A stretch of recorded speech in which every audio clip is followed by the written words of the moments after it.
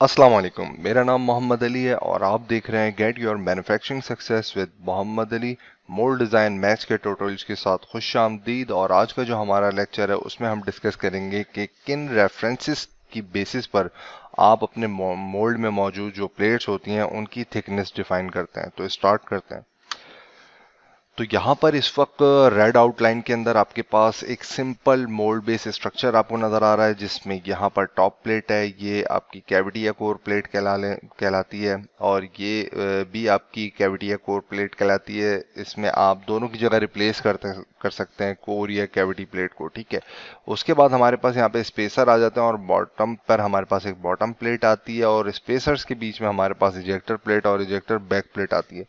तो ये वो बेसिक स्ट्रक्चर है मोल्ड बेस का। और इसके अलावा जितने भी एडिशनल फीचर्स हैं वो डिपेंड करते हैं कि आपके पार्ट का डिज़ाइन कैसा है। ठीक है।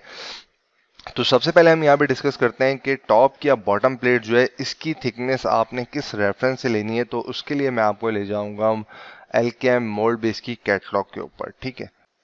तो यहाँ पर इस वक्त मेरे पास एलकेएम मोल्ड बेस की कैटलॉग मौजूद है। ये कंपनी जो है वो स्टैंडर्ड मोल्ड बेस बनाती है और मोल्ड एसेसरीज बनाती है। तो यहाँ पर मैं डिस्क्रिप्शन में इसका लिंक दे दूंगा, तो आप ये डाउनलोड कर सकते हैं। इसमें मैं आपको थोड़ा सा यहाँ पे बता दूं कि बेसिक स्ट्रक्चर यहाँ पे मोल्ड का दिया हुआ है स्टार्टिंग में, जिससे आप तमाम लोग फेमिलियर हैं।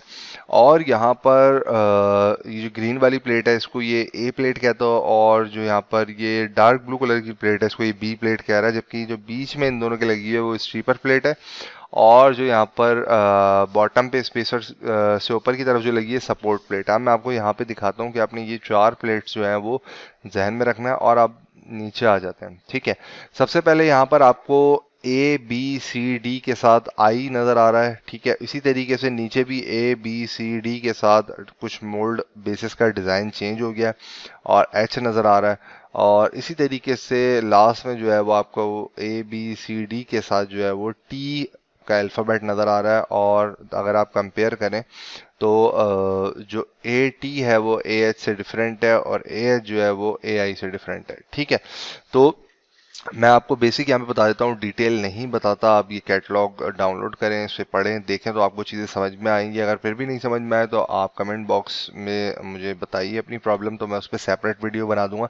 यहाँ पर जो समझने वाली बात है वो सिर्फ ये है कि आई जो है वो बेसिकली साइड गेट जो मोल्ड होते हैं, यानी ऐसे कंपोनेंट जिसमें फिलिंग जो है वो साइड गेट के थ्रू होती है, वो तमाम पॉसिबल स्टैंडर्ड मोल्ड बेस आपको आई की सीरीज में मिल जाएंगे। और इसी तरीके से एच की सीरीज में आपको जो है वो सारे पिन पॉइंट गेट जो कि पॉसिबल हो सकते हैं वो तमाम मिलेंगे। और टी के अंदर जो है वो आपको थ्री प्लेट मोल्ड से रिलेटेड, यानी ऐसे कंपोनेंट के डिज़ाइन जिनमें आपको थ्री प्लेट मोल्ड की ज़रूरत बनती है, वो तमाम मोल्ड बेसिस आपको टी सीरीज के अंदर मिलेंगे। तो ये एक बेसिक सा इंट्रोडक्शन हो गया है। ठीक है। अब मैं आता हूँ यहाँ पर, थोड़ा सा मैं इसको एक्सप्लेन करूँगा। जब आप एलकेएम की या किसी भी मोल्ड बेस बनाने वाली कंपनी की कैटलॉग खोलेंगे तो आपको एक इस तरह का यहाँ पे टॉप व्यू नज़र आएगा। ठीक है। या बॉटम व्यू नज़र आएगा, और साइड में जो थिकनेसेस हैं वो यहाँ पे दी हुई होंगी, और ओवरऑल जो प्लेटों का एरिया है वो यहाँ एक ही व्यू के अंदर मेंशन होगा। ठीक है। और यहाँ पर जो 15x15 है ये बेसिकली 150 mm बाय 150 mm है। ठीक है। इसी तरीके से यहाँ पे 150 mm बाय 180 mm। तो यहाँ पे मैं आपको दिखा देता हूँ कि एक्चुअल में हम सबसे पहले कंसीडर करते हैं C1 मोड। ठीक है। तो आप देख सकते हैं जो एक्सपर्ट मोल्ड बेस एक्सटेंशन का जो मैं कोर्स करवा रहा हूँ क्रियो मोल्ड डिजाइनिंग का, वहाँ पे जाके जब हम EAC के अंदर लाइब्रेरी ओपन करते हैं तो C1 का मोल्ड जब आपके पास आता है तो उसमें जस्ट जो है वो कोर कैविटी प्लेट होती है, स्पेसर होते हैं, और दो इजेक्टर बैक प्लेट या इजेक्टर प्लेट और टॉप और बॉटम प्लेट होती है। ठीक है। तो ये आप देख सकते हैं कि टॉप और बॉटम प्लेट जो है वो कोर कैविटी प्लेट से साइडों से जो है वो उसकी डिस्टेंस जो है वो या लेंथ जो कह वो बड़ी होती है। ठीक है। तो यहाँ पर हम देख सकते हैं, तो यहाँ पे ये बता रहा है कि जनाब PW जो है वो ओवरऑल आपकी टॉप और बॉटम प्लेट की पॉसिबल वैल्यूज है। ठीक है। और बाकी यहाँ से लेकर यहाँ तक के आप देख सकते हैं ये 150 है। ठीक है। तो ये 150 बाई 150 का मतलब है कि आपके जो कोर कैविटी प्लेट की थिकनेस है वो 150 बाय 150 है इस के अंदर। ठीक है। अगर आप एच टाइप खरीदते हैं, ठीक है, तो ये जो PW की वैल्यू है यानी टॉप या बॉटम प्लेट जो है ये भी 150 बाई 150 जाएगी, तो ये कुछ इस तरीके से हो जाएगी। ठीक है, मैं आपको दिखा देता हूँ यहाँ से। ये बिल्कुल, ये देखें बॉटम प्लेट बिल्कुल मैच हो गई है कोर कैविटी प्लेट से। ठीक है, यहाँ पे आई टाइप में जो है, सॉरी आई टाइप के अंदर जो है ये थोड़ी सी बड़ी है। ठीक है, तो यहाँ पर ये 150 का मतलब है कि जो PW की वैल्यू है ये बिल्कुल 150 बाई 150 जाएगी, यानी बिल्कुल इसी साइज की हो जाएगी। ठीक है, तो ये थोड़ा सा आप इसको देखें। अच्छा, मैं आपको जो मेन चीज बता रहा था वो ये बता रहा था कि यहाँ पर जो हमारी टॉप और बॉटम प्लेट की थिकनेस है, लेट सपोज हम कंसीडर कर लेते हैं कि हमें ये C1 टाइप का मोल्ड चाहिए 150 बाई 150 साइज का। ठीक है, तो इसमें देखें यहाँ पर मैं बड़ा करूंगा तो थोड़े से पिक्सल यहाँ पे जो है वो फट जाएंगे, तो मैं सिर्फ इसको इतना ही रखता हूँ। तो 150 बाई 150 का अगर हम मोल्ड लेते हैं C1 टाइप का, यानी सिंपल कोर कैविटी प्लेट हो और कुछ भी नहीं हो, तो उसमें जो पॉसिबल टॉप या बॉटम प्लेट की जो थिकनेस कंपनी आपको दे रही है वो 20-20 mm है। ठीक है, अब इसमें कोर कैविटी प्लेट यानी A और B प्लेट की पॉसिबल थिकनेस 150 बाई 150 के मोल्ड के अंदर आपको मिल जाएंगी 25, 30, 35, 40, 50 और इस तरीके से 80 mm तक मिल जाएगी। अब ये जो 20 mm की जो थिकनेस दी हुई है, ये मैं आपको बताता चलूं कि ये बेसिकली अगर आप इसमें कोर कैविटी की मैक्सिमम वैल्यू भी यूज कर लेते हैं तो भी ये 20 mm की प्लेट जो है वो क्लैंपिंग के लिए इनफ रहेगी। आपको फर्दर कोई चेंजेस करने की ज़रूरत नहीं है। तो आपने करना क्या है, जब भी आप टॉप या बॉटम प्लेट की थिकनेस डिफाइन करें तो आप किसी भी कैटलॉग को फॉलो करें, क्योंकि वहां पर जो स्टैंडर्ड साइजेस दिए हुए होंगे वो आफ्टर टेस्टिंग दिए हुए होते हैं और उसको आप एज अ रेफरेंस यूज कर सकते हैं। ठीक है, तो अब आपके पास दो रेफरेंस आ जाते हैं कि मिसाल के तौर पर अगर आपके पास CI टाइप का मोल्ड है, ठीक है, सिंपल 2 प्लेट मोल्ड है, और इस मोल्ड में कोर कैविटी का डिज़ाइन बनाने के बाद जो कोर कैविटी इंसर्ट के साथ जो थिकनेस बन रही है वो लेट सपोज 70 mm या 80 mm एक प्लेट की थिकनेस बन रही है, तो भी उसके लिए आपके पास जो है वो 20 mm की थिकनेस इनफ रहेगी। ठीक है, ये हमारे पास एक रेफरेंस है। तो ये हो गई जनाब टॉप और बॉटम प्लेट की। अगर आप चाहते हैं कि मैं कैटलॉग के ऊपर जो है वो डिटेल वीडियो बनाऊं तो मुझे कमेंट्स में इन्फॉर्म कीजिए। फर्दर हम दोबारा जो है वो मोल्ड में मौजूद दूसरे प्लेटों की थिकनेस की तरफ चलते हैं कि उनके लिए क्या रेफरेंस है। ठीक है, तो ये तो हो गया टॉप और बॉटम प्लेट। अब हम आ जाते हैं सबसे पहले स्पेसर की हाइट। ठीक है, तो स्पेसर की हाइट जो है उसके लिए सिंपल सा जो रेफरेंस है वो ये है कि आपके इजेक्टर प्लेट की जो हेड है वो यहाँ पर दो प्लेटें मौजूद हैं, तो उसमें एक ही आ गई इजेक्टर प्लेट और एक ही आ गई इजेक्टर बैक प्लेट जो कि सपोर्ट कांटेक्ट कर रही होती है आपके इजेक्टर पिनों के फेस से। ठीक है, तो आपने क्या करना है, इन दोनों की टोटल थिकनेस कितनी बन रही है, ठीक है, या जो मोल्ड बेस आपने सेलेक्ट किया है उसमें इन दोनों की थिकनेस मिला के कितनी बन रही है, प्लस इन दोनों को मिला के जब ये मैकेनिज्म आगे ट्रैवल करेगा इजेक्शन के लिए तो वो कितना ट्रैवल करवाना है। लेट सपोज आपके पार्ट की डेप्थ जो है वो 50 mm है और आप कहते हैं कि इजेक्टर का मैकेनिज्म जो है वो 65 mm ट्रैवल करे। ठीक है, तो वो पूरी कोर कैविटी से जो पिन है जो है वो 65 mm की ट्रैवल करेंगी, तो और 50 mm जो है वो आपकी कंपोनेंट की डेप्थ है, तो उससे 15 mm आपने जो है वो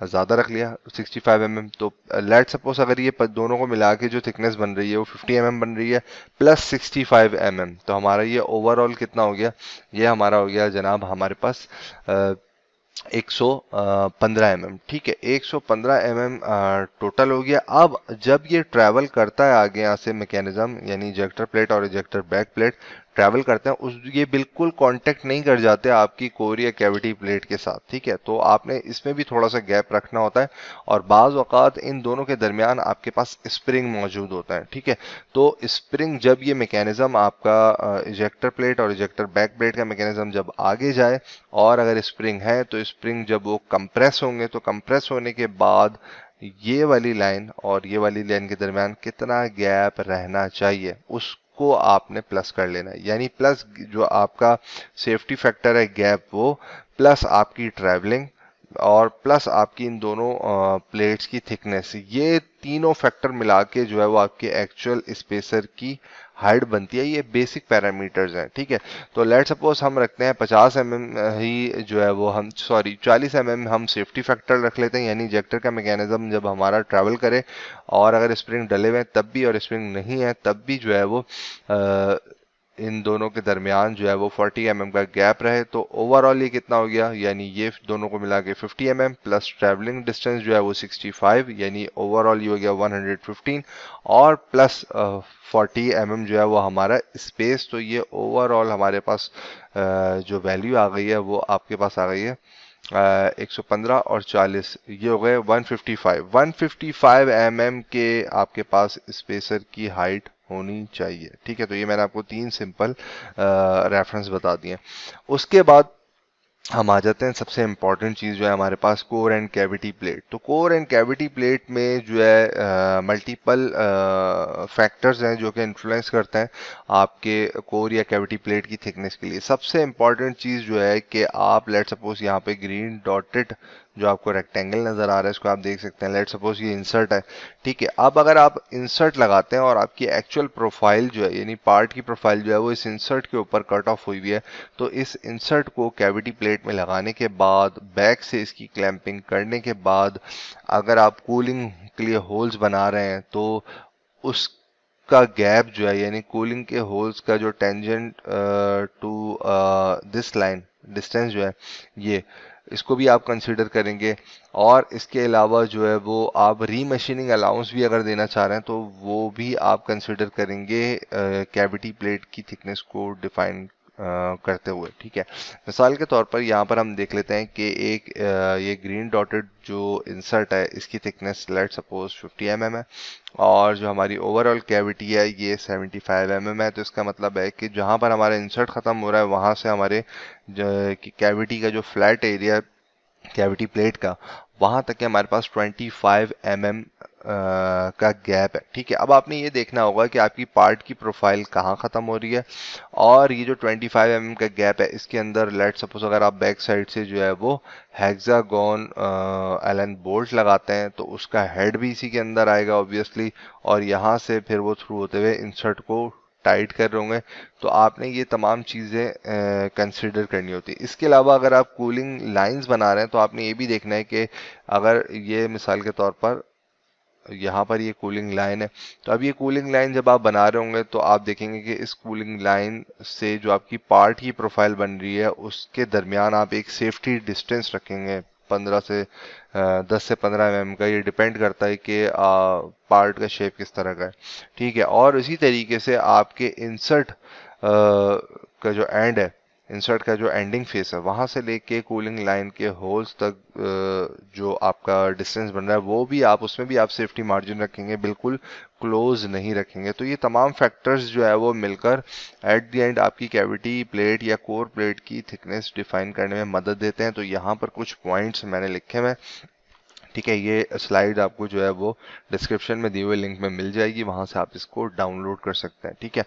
तो यहाँ पर तो ये कुछ फैक्टर हो गए यानी डिज़ाइन फीचर्स के रेफरेंस से जो है वो हम थिकनेस डिफाइन कर सकते हैं। अब एक और बड़ा इंपॉर्टेंट फैक्टर है और वो है जनाब कि जब हम मोल्डिंग कर रहे होते हैं और उस वक्त क्या होता है कि हमारी जो प्लेट्स लगी हुई होती हैं कोर प्लेट या कैविटी प्लेट वो इंजेक्शन प्रेशर की वजह से क्या होता है डिफ्लेक्ट करती है, ठीक है। इलास्टिसिटी की वजह से वो अपनी एक्चुअल पोजीशन से थोड़ी सी बेंड होती है और वापस अपनी लोकेशन पर आ जाती है, ठीक है। लेकिन ये वैल्यू बहुत जो है वो माइनर होती है। लेकिन अगर आपने बहुत ज़्यादा पतली प्लेटें इस्तेमाल की हुई किसी मोल्ड में और आप हाई टेनिस की मशीन पर उसको लगा के उसकी प्रोडक्शन कर रहे हैं हाई प्रेशर के साथ कि जल्दी पार्ट फिल हो जाए और प्रोडक्शन रेट आपका बढ़ जाए, तो वहाँ पर भी ये होता है कि इतनी डिफॉर्मेशन आती है कि मोल्ड की प्लेट के अंदर सैगिंग आ जाती है और ट्विस्ट कर जाती हैं वो, ठीक है। तो यहाँ पर मैं आपको बताता चलूँ कि यहाँ पर एक पॉइंट है और ये पॉइंट जो है वो मुझे मिज़ूमी टूलिंग की वेबसाइट है वहाँ से ही मिला और ये फार्मूला भी मुझे वहीं से मिला जो मैं आप लोगों के साथ शेयर कर रहा हूँ, जिससे आप सिंपल पार्ट की डिफ्लेक्शन मोल्ड सिंपल पार्ट का जो कैविटी प्लेट है उसकी आप डिफ्लेक्शन चेक कर सकते हैं इस फॉर्मूले की मदद से। ठीक है, तो होगा क्या कि लेट सपोज अगर हम हाई प्रेशर यूज करेंगे तो यहाँ पर जो आपके पास एक स्पून का जो है वो पूरा एडवांस के साथ जो है वो पूरा कंपोनेंट यहाँ पे मौजूद है मोल्ड से निकलने के बाद, विद रनर, स्प्रू, सब रनर। तो होगा क्या कि यहाँ पे जो है वो प्लास्टिक पार्ट की लेयर आएगी, थिन लेयर आएगी पूरे इस कंपोनेंट के ऊपर, अगर वो आपने प्रॉपर थिकनेस यूज नहीं की हुई। ठीक है, तो यहाँ पर इस फार्मूले को मैं आपको डिफाइन कर देता हूँ। 5 जो है वो ये बेसिकली मैक्सिमम डिफ्लेक्शन है प्लेट की। ये मैं भी नेक्स्ट स्लाइड में आपको मजीद इसको एक्सप्लेन कर दूंगा। अच्छा, यहाँ पर 5 जो है ये कांस्टेंट है। P जो है वो इंजेक्शन प्रेशर है, और आपको पता है कि इंजेक्शन प्रेशर जो है वो हर मटेरियल का डिफरेंट है। ठीक है, तो यहाँ पे इंजेक्शन प्रेशर की वैल्यू आ जाएगी किलोग्राम फोर्स पर सेंटीमीटर स्क्वायर। ये में क्यूब लिखा हुआ है यहाँ पे, नॉर्मली जो है वो स्क्वायर मोड। ठीक है, उसके बाद B जो है वो हमारे कंपोनेंट की विड्थ है। ठीक है, सॉरी, कैविटी प्लेट की विड्थ है यहाँ पर। लेंथ जो है L जो है वो लेंथ है। ठीक है, स्पेसर के दरमियान जो गैप है वो है। 32 भी हमारे पास कांस्टेंट है। E जो है वो आपके पास लॉन्गिट्यूडनल इलास्टिसिटी है, इसकी वैल्यू आप डालते हैं स्टील की कैलकुलेट करके। ठीक है, और उसके बाद जो कैपिटल बी है वो विड्थ ऑफ कैविटी है। अच्छा, इसमें जो स्मॉल बी है ये बेसिकली पार्ट की ब्रेथ और लेंथ है, और कैपिटल बी जो है ये आपकी कैविटी प्लेट की विड्थ है। ठीक है, तो और एच जो है वो एक्चुअल में आपके कैविटी प्लेट की थिकनेस है जो आपने यूज की है। ठीक है, तो इसको, इस फॉर्मूले को जो है वो नेक्स्ट स्लाइड में से हम समझ लेते हैं। ठीक है, तो यहाँ पर आपको मजीद आसानी से समझ में आ जाएगा कि जनाब यहाँ पे 5 की वैल्यू जो है वो कांस्टेंट है, और 200 जो है मैंने आपको जैसे P की वैल्यू बताई थी, ये प्रेशर आ गया हमारे पास, और 100 जो है वो मैं आपको बता देता हूँ कि यहाँ पर जो है वो हमने पार्ट की विड्थ कंसीडर कर ली है। ठीक है, ये 100, और लेंथ जो है वो 90 है। ठीक है, तो ये हमने 90 यानी कंसीडर कर लिया, मल्टीप्लाई बाय 4। उसके बाद 32 कांस्टेंट वैल्यू है। इलास्टिसिटी ऑफ स्टील जो है वो 210 जीपीए है, गीगा पास्कल है, वो मैंने यहाँ पे मेंशन किया हुआ है। और उसके बाद ओवरऑल ये कैपिटल बी जो है ये कैविटी प्लेट की विड्थ है, ये मैंने यहाँ पर डिफाइन कर दिया है ओवरऑल। और इसमें मैं आपको बता दूं कि H जो है वो आप देख सकते हैं कि लेट सपोज जो भी आपकी कैविटी बन रही है यहाँ पे, ये पिक्चर भी मैंने वहीं से एक्सट्रैक्ट की है। ठीक है, और ये आपका एक्चुअल में कैविटी का पोर्शन है, और यहाँ से ये बता रहा है कि आपने एक सेपरेट प्लेट यूज़ की है इस डिज़ाइन के लिए। लेकिन नॉर्मली ऐसा नहीं होता, जहाँ पर आपकी कैविटी की प्रोफाइल एंड हो वहाँ से लेके आप विद इंसर्ट जो है वो मेजर कर लें कि कितनी हाइट बन रही है। और इसको जब आप सिंप्लीफाई करेंगे तो ये यहाँ पे मुझे बता रहा है कि अगर लेट सपोज आपने आपकी कैविटी और या कोर प्लेट की जो थिकनेस है वो आपने 180 mm यूज़ की है, और ये बाकी तमाम वैल्यूज़ जो हैं वो लेट सपोज हमने ये कंसीडर किए किसी कंपोनेंट के लिए, तो ड्यूरिंग मोल्डिंग जो है वो जब हम 200 किलोग्राम फोर्स पर सेंटीमीटर स्क्वायर के प्रेशर से मटेरियल जो है वो कैविटी के अंदर इंसर्ट करेंगे, तो आपकी ये प्लेट जो है यानी ओवरऑल इंजेक्शन प्रेशर की वजह से ये प्लेट जो है डिफ्लेक्ट करेगी, और ये जो डिफ्लेक्ट की वैल्यू है ये 0.14 मिलीमीटर हुई, यानी 0.1 mm की डिफ्लेक्शन आएगी। यानी ये ओवरऑल प्लेट जो है वो 0.14 mm बैक साइड की तरफ जाएगी। जब ये बैक साइड की तरफ जाएगी तो ऑब्वियसली जो यहाँ पे फिक्स हाफ होगा, ठीक है, फिक्स हाफ का जो फ्लैट फेस होगा वो जब इसके साथ कांटेक्ट कर रहा होगा और प्रेशर की वजह से ये पीछे हटेगा, तो उस जगह पे आपका मटेरियल फिल हो जाएगा और फ्लैशेस नज़र आएंगे, और आप देखेंगे कि परेशान होंगे कि क्या वजह है, फ्लैशेस क्यों आ रहे हैं। और जबकि जब आपने मोल्ड बनाने के बाद उसका बेयरिंग फेस मैच करके देखा था वहाँ पर तमाम चीज़ें सही थी। तो अब आप क्या करेंगे, इसकी थिकनेस यहाँ से आप बढ़ा देंगे। ठीक है, आप इसे 250 कर लें, 225 कर लें, एटलीस्ट 300 कर लें, क्योंकि मैं आपको बताऊं कि 50, 60, 70 mm मटेरियल की कॉस्ट बचा लेना ये कोई अक्लमंदी नहीं है मोल्ड मेकिंग के अंदर, ठीक है। तो आपने सिर्फ ये देखना है कि आपकी injection targeted injection moulding machine के ऊपर जो उसका डे लाइट है वो कितना है और क्लैंपिंग स्ट्रोक कितना है। तो वहां से आप मेरी प्रीवियस वीडियोस में जाके इसी प्लेलिस्ट के अंदर जाके आप देख सकते हैं कि मिनिमम मोल्ड की हाइट कितनी होनी चाहिए और मैक्सिमम मोल्ड की हाइट कितनी होनी चाहिए। तो आप अच्छी खासी मोटी प्लेट इस्तेमाल करें और वहां पर आप अपने कॉस्ट को ना बचाएं। 100 mm या 70 mm मोटी प्लेट अगर आप बढ़ा सकते हैं तो आप उसको बढ़ा लें अपनी प्रोडक्शन मशीन को देखते हुए, वहां पर आप कॉस्ट ना बचाएं। क्योंकि अगर आपने वहाँ मटेरियल के कॉस्ट में या मटेरियल की थिकनेस में जो है वो कॉस्ट को सेव करने की कोशिश की तो ड्यूरिंग प्रोडक्शन आपके पास इस तरह के मसले मसाइल आएंगे जिससे निपटना आप लोगों के लिए इंतहाई मुश्किल हो जाएगा। ऐसी सिचुएशन में डिज़ाइनर्स क्या करते हैं कि यहाँ पर सिलेंड्रिकल पार्ट जो है वो बॉटम प्लेट में क्लैम्प करते हैं जो कि कांटेक्ट कर रही होती है आपके कोर प्लेट या कैविटी प्लेट के स्पेस में, और वो 3-4 लगा देते हैं ताकि एक सपोर्ट मिल जाती है ताकि जब ये इंजेक्शन प्रेशर यहाँ पर प्रोड्यूस हो जिसकी वजह से ये डिफ्लेक्शन आए तो यहाँ पे मौजूद जो पिलर्स होंगे स्टील के सिंपल शाफ्ट बना के लगा देते हैं जहाँ पे आप इजेक्टर पिन को बचा के लगा सकते हैं वहाँ पे आप लगा दें। उससे क्या होगा, एक सपोर्ट मिल जाती है और ये जो इशू है आपका फ्लैशेस आने का सेंटर से वो रिजॉल्व हो जाता है, ठीक है। तो काफ़ी सारी चीज़ें मैंने इसमें डिस्कस की हैं। जो चीज़ें आपको सही से समझ में नहीं आई हैं, अभी भी कन्फ्यूजन है, तो आप मुझे कमेंट बॉक्स में बताएं, मैं इंशाल्लाह उस पर वीडियो बनाऊंगा। अपना बहुत ज़्यादा ख्याल रखिए और कनेक्ट रहिए मेरे साथ। इंशाल्लाह नेक्स्ट वीडियो में आपसे श्रिंकेज फैक्टर के ऊपर डिस्कशन होगा। अस्सलाम वालेकुम।